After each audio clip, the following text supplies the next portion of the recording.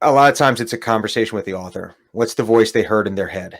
And I've been fortunate that the majority of authors that I've worked with have had a decent idea of, if not necessarily who this person was, because I always tell them I'm not going to do an impersonation. If they're like, oh, this person sounds a little bit like Sean Connery. Okay, cool. But understand, I can't do a really great Sean Connery. So you're going to get something that's evolved from that. It's a starting point. And there's times where I've had to go back and re-record things because, and I'm sure the other narrators here have seen this, is where you get through, you have a voice, and unless you cold read or unless you read through and you're not doing it the wrong way, the way I'm doing it, you get to the end of the chapter and they're like, oh, by the way, and the character has this nasally voice. You're like, God damn it. And you got to go back and re-record all the lines. And it's like, and first of all, it's like, no, author, you should have put that earlier in the story, because the reader is reading in a certain way in their head.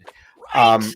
But a lot of times it's like, it's that first, Jeff, you and I could probably it sounds like you and I need to have a conversation.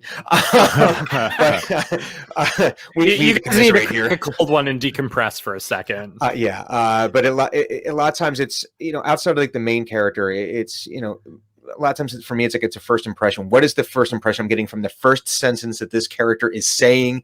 And then I'll usually pause recording and I'll workshop it a bit. I'm like, I've already done too many of something like that. Or how is this? And you play around with it a little bit. But again, a lot of times I'm asking the author ahead of time to give me a heads up.